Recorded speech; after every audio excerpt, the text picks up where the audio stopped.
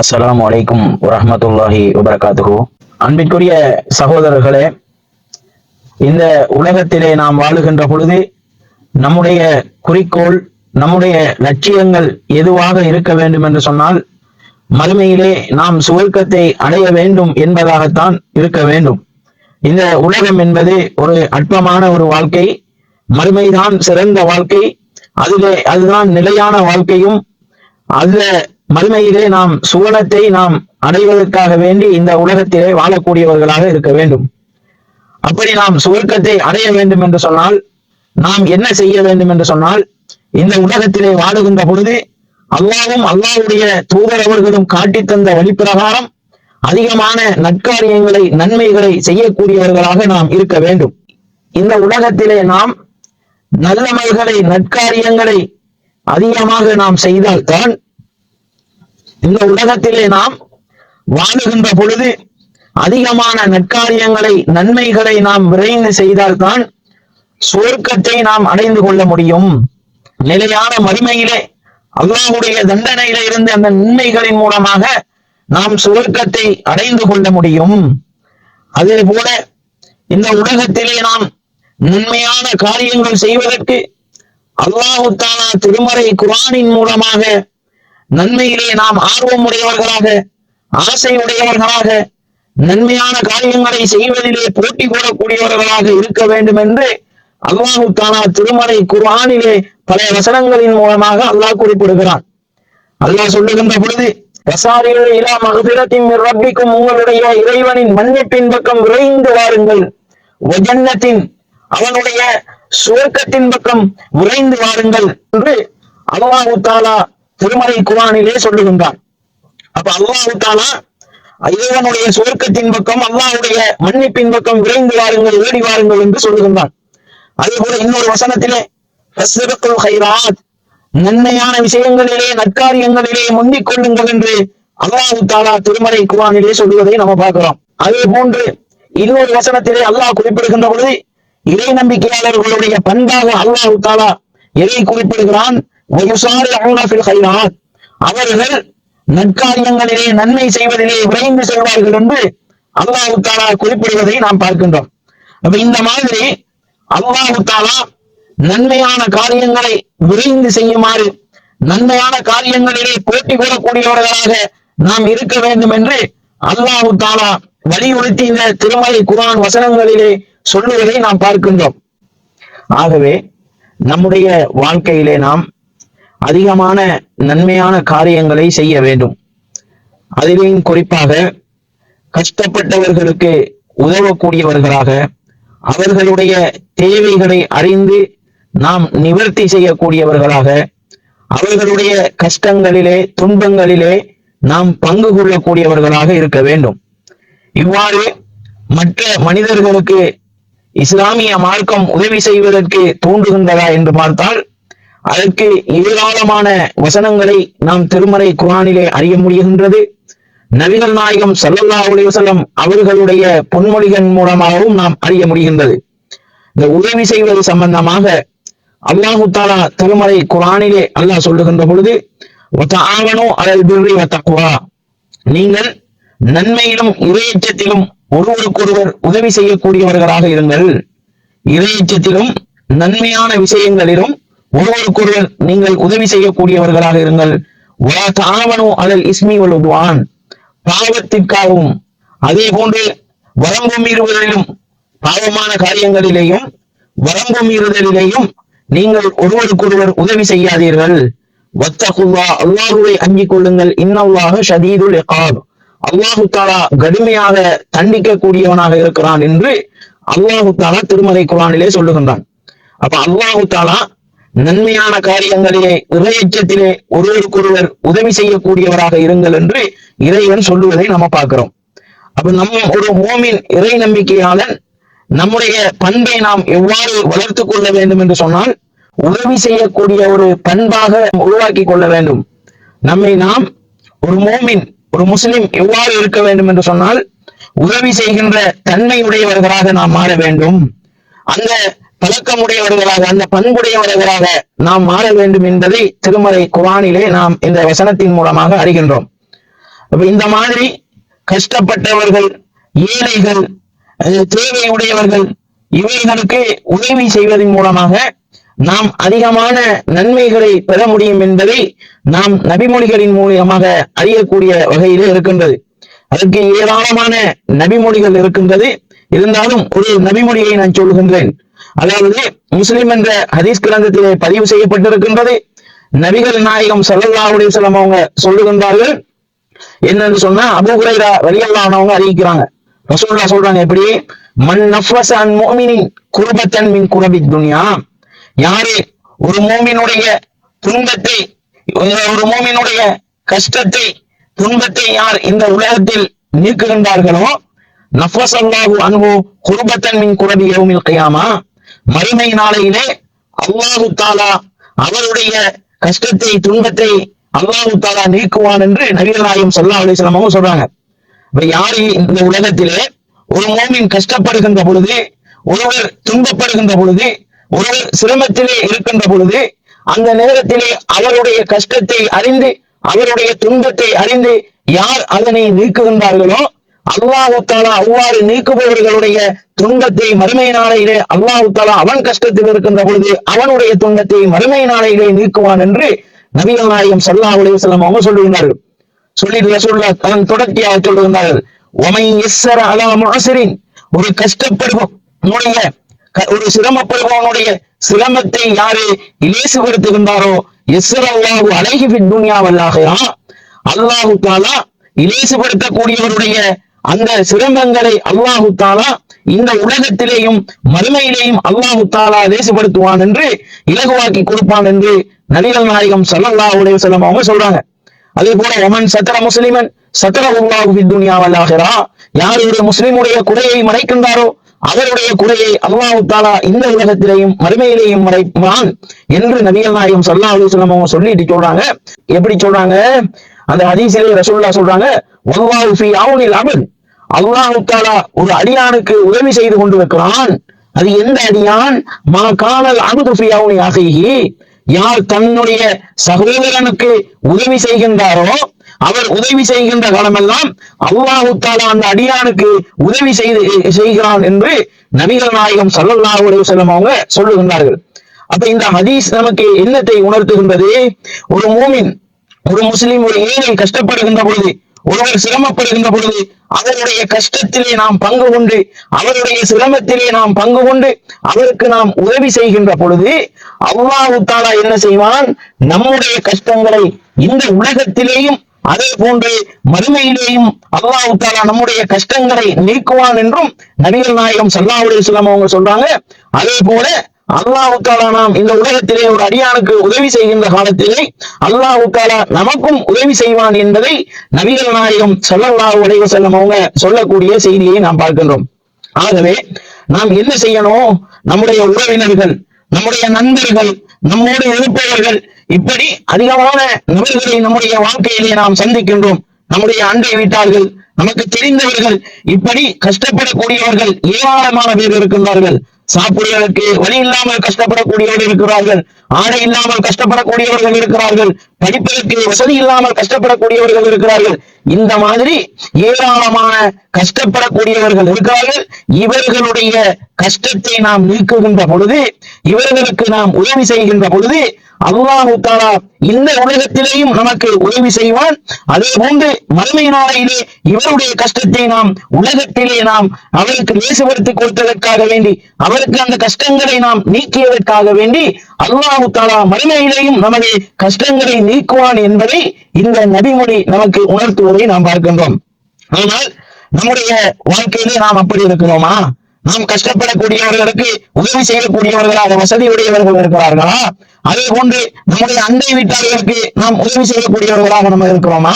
இந்த மாதிரி தேவையுடையவர்களை நாம் அறிகின்ற பொழுது, நம்மிடத்திலே ஏதாவது இருக்கின்ற பொழுது அவர்களுக்கு கொடுத்து உதவக்கூடியவர்களாக நாம் இருக்கிறோமா என்று பார்த்தால் நாம் அப்படி இல்லை.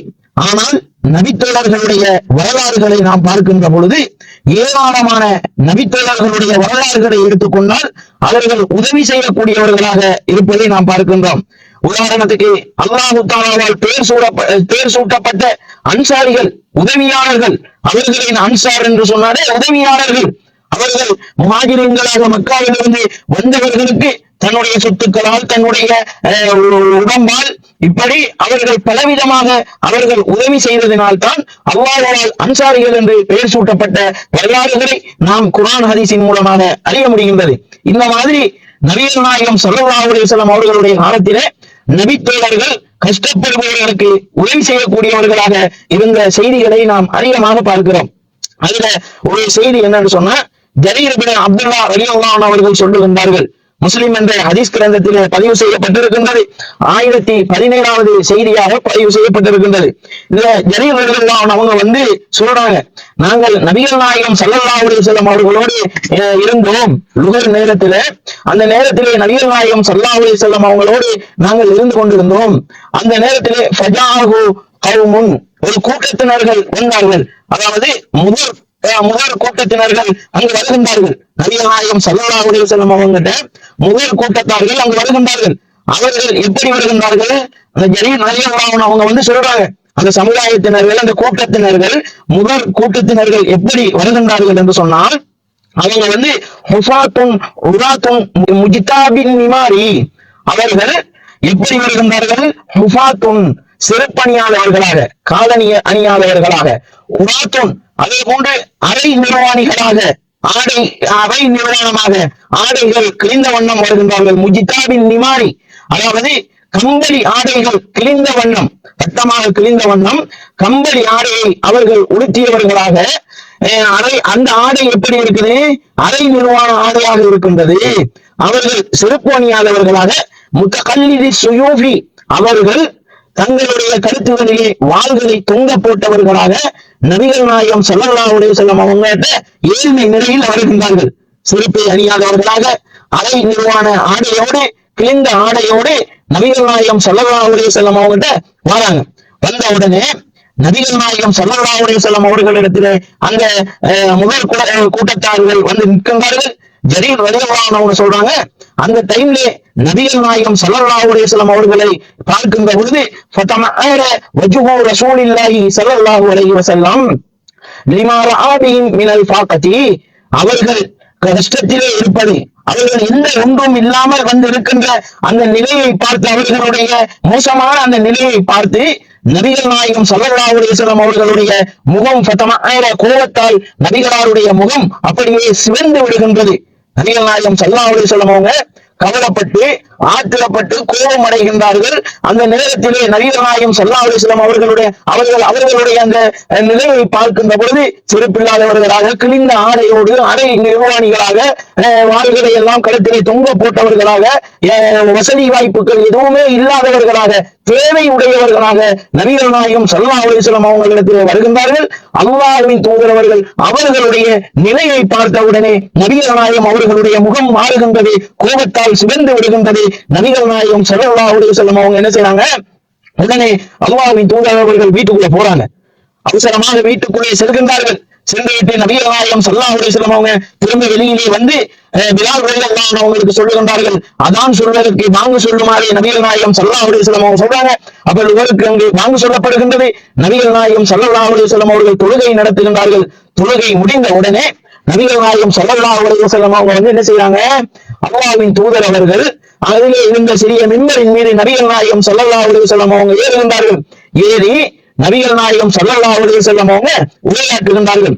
அல்லாஹ்வின் தூதர் அவர்கள் முதலாவது வசனமாக, யா அய்யுஹன்னாஸ் இத்தகூ ரப்பக்கும் அல்லதி ஹலகக்கும் மின் நஃப்ஸின் வாஹிதா, யா அய்யுஹன்னாஸ், மக்களே, இத்தகூ ரப்பக்கும், உங்களுடைய இறைவனை நீங்கள் அஞ்சிக் கொள்ளுங்கள், அல்லதி ஹலகக்கும் மின் நஃப்ஸின் வாஹிதா, ஒரு ஆத்மாவிலிருந்து உங்களை படைத்தானே அந்த அல்லாஹ்வை அஞ்சிக் கொள்ளுங்கள் என்ற வசனத்தை நபிகள் நாயகம் ஸல்லல்லாஹு அலைஹி வஸல்லம் அவர்கள் முழுமையாக ஓதுகின்றார்கள்.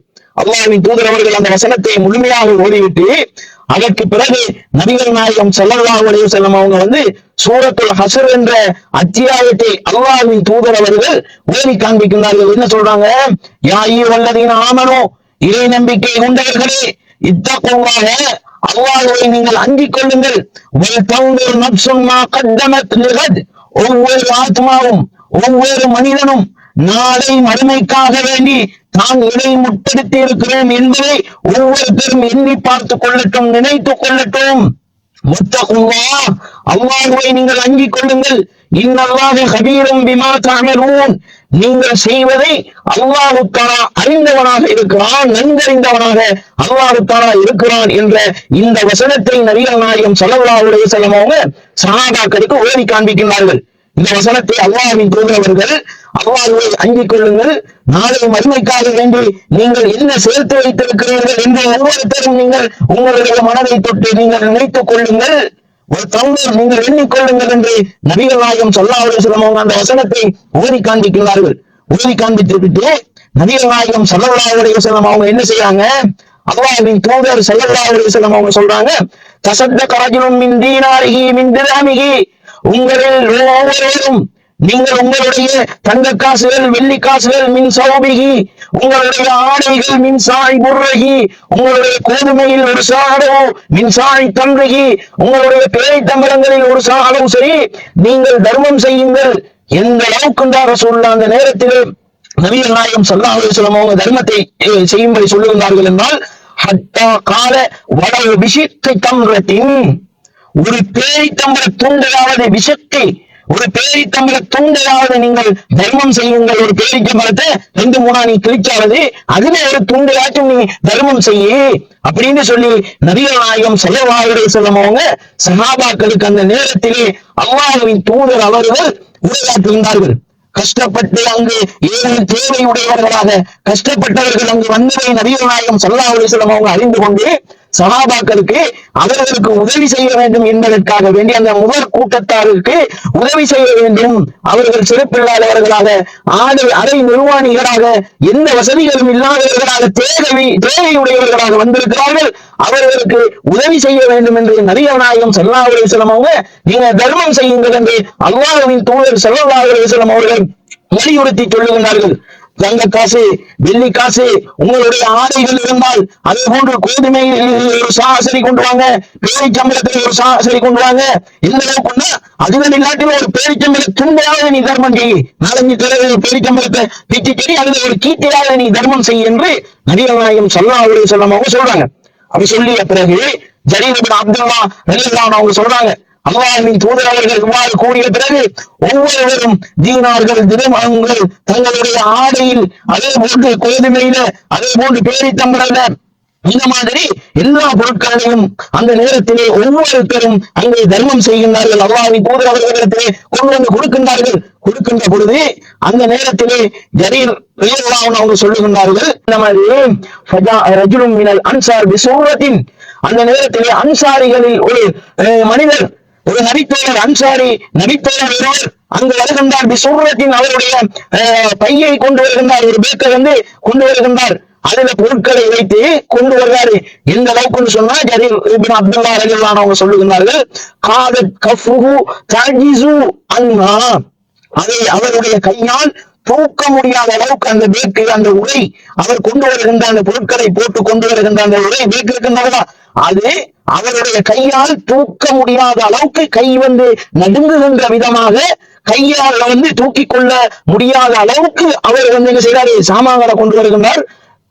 ஜரீர் ரலியல்லாஹு அன்ஹு அவர்கள் சொல்லுகின்றார்கள், பல் கத் அஜஸத், அவரால் அதை தூக்கிட்டே வர முடியாத அளவுக்கு அந்த பொருட்களை வந்து அவர் வந்து என்ன செய்யறாரு, கொண்டு வந்து நபிகள் நாயகம் ஸல்லல்லாஹு அலைஹி வஸல்லம் அவங்ககிட்ட அவர் கொண்டு வந்து கொடுக்கிறார். அப்ப அன்சாரிகள் ஒரு நபித்தோழர், அந்த நபித்தோழர் அதிகமான பொருட்களை ஒரு பையிலே வைத்து தூக்க முடியாமல் சிரமப்பட்டு கஷ்டப்பட்டு நபிகள் நாயகம் ஸல்லல்லாஹு அலைஹி வஸல்லம் அவங்ககிட்ட கொண்டு வந்து கொடுக்குறாங்க. கொடுத்ததை பார்த்தால் மற்ற மனிதர்கள் எல்லாம், மற்ற நபித்தோழர்கள் எல்லாம் சுப்ஹானல்லாஹ், பாருங்கள் இந்த நபித்தோழர்களுடைய தன்மையை பாருங்கள். அவர்கள் அல்லாஹ்வின் தூதரவர்கள் உதவி செய்யுங்கள் என்று சொன்னால் நன்மையிலே போட்டி போடக்கூடியவர்களாக, பொறாமைப்படக்கூடியவர்களாக, முன்னக்கூடியவர்களாக இருந்ததை நாம பார்க்கிறோம். இவர் கொண்டு வந்து அங்கு நபிகள் நாயகம் ஸல்லல்லாஹு அலைஹி வஸல்லம் அவங்ககிட்ட கொண்டு வந்து கொடுக்குறாங்களா. கொடுத்த பிறகு பார்த்தா அதற்கு பிறகு இந்த ஜரீர் இப்னு அப்துல்லாஹ் ரலியல்லாஹு அன்ஹு அவர்கள் சொல்லுகின்றார்கள், இந்த அளவுக்கு என்று சொன்னால் சும்மத தாபஅ அன்னாசு ஹத்தா ரஅய்து கௌமைனி மின் கஆமின் உஸியாபின், அவங்க சொல்றாங்க, பின்பு இந்த மனிதர் செய்த அந்த தர்மத்தை பார்த்துவிட்டு மற்ற மக்கள், மற்ற நபித்தோழர்கள் என்ன செய்கின்றார்கள், அவரை பின்தொடர்ந்து இவர் இந்த அளவுக்கு கொடுத்திருக்கிறாரா, நம்மளும் கொடுக்கணும் அப்படின்னு நினைத்து ஒவ்வொருத்தரும் கொண்டு வந்த நபிகள் நாயகம் ஸல்லல்லாஹு அலைஹி வஸல்லம் அவர்களிடத்திலே அங்கு கொடுக்கின்றார்கள். எந்த அளவுக்குன்னு சொன்னால் ஜரீர் ரலியல்லாஹு சொல்லுகின்றார்கள், ஹத்தார் ஐத்து கௌமைனி, இரண்டு குவியல்களை நான் அங்கு பார்த்தேன். ஆடைகள், உணவுகள், இப்படி ஆடைகள், உணவுகள் என்று இரண்டு குவியல்கள் அங்கு குவிக்கப்பட்டிருந்தது. அந்த அளவுக்கு பொருட்கள் அங்கு சேகரிக்கப்பட்டது. நபித்தோழர்கள் அந்த அளவுக்கு கொண்டு வந்து கொடுத்தார்கள் என்று சொல்லுகின்றார்கள். சொல்லிவிட்டு சொல்றாங்க, ஹத்தார் ஐத்து வஜ்ஹ ரசூலில்லாஹி ஸல்லல்லாஹு அலைஹி வஸல்லம், அதன் பிறகு நான் நபிகள் நாயகம் ஸல்லல்லாஹு அலைஹி வஸல்லம் அவர்களுடைய முகத்தை பார்த்தேன். எப்படி இருந்தது ரசூலுல்லாஹ்வுடைய முகம்?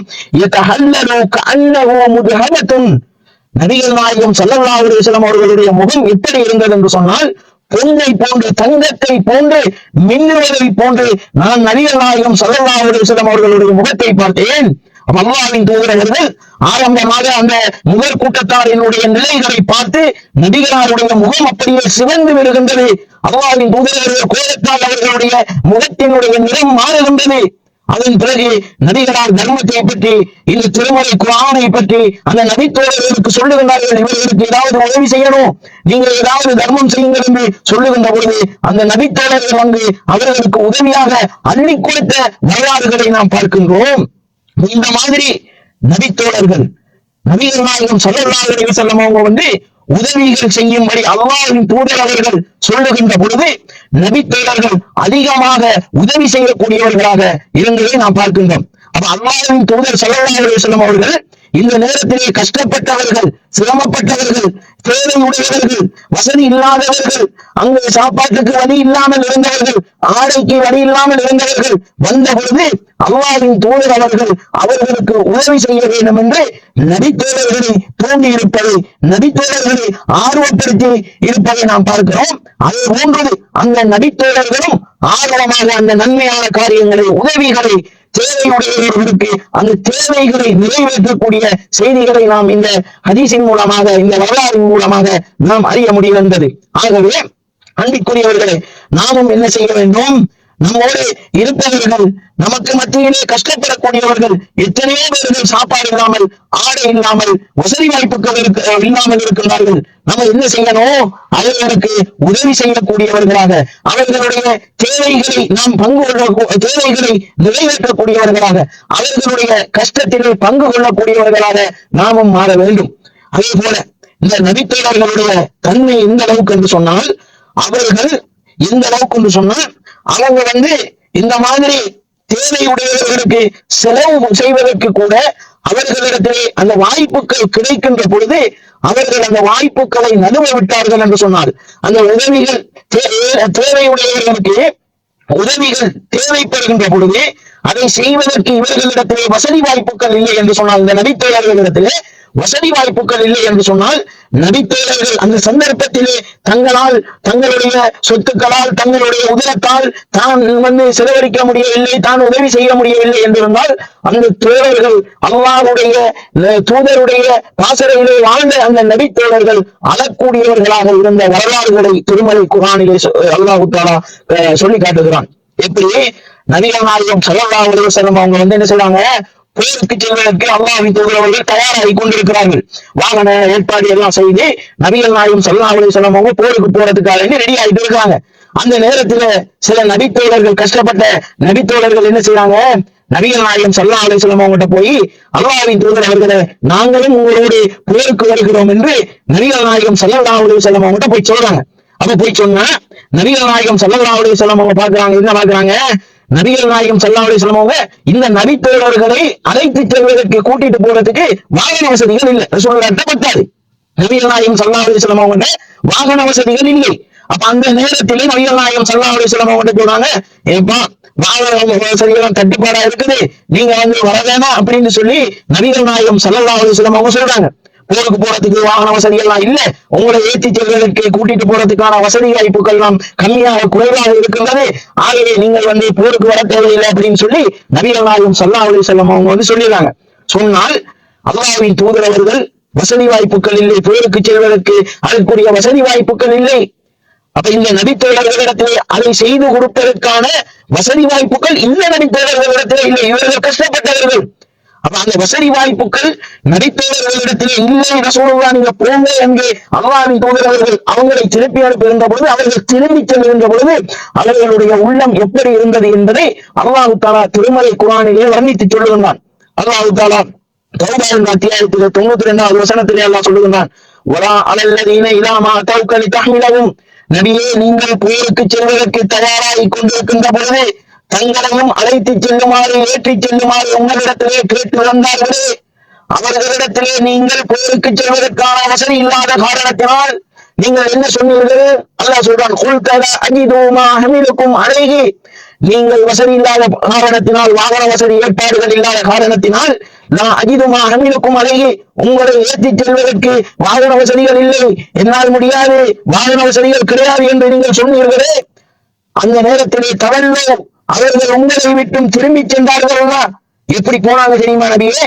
வஅய்யுனுஹும் கஃபீலும் மினத் தம்இ ஹஸனா, அவர்கள் கவலைப்பட்டவர்களாக, அவர்களுடைய கண்களில் இருந்து கண்ணீர் வடித்தவர்களாக அவர்கள் திரும்பி சென்றார்கள் என்று அல்லாஹ் சொல்கின்றான். கஃபீலும் மினத் தம்இ ஹஸனா, கவலைப்பட்டவர்களாக, அவர்களுடைய கண்களில் இருந்து கண்ணீர் வடித்தவர்களாக, கவலைப்பட்டவர்களாக திரும்பி சென்றார்கள்.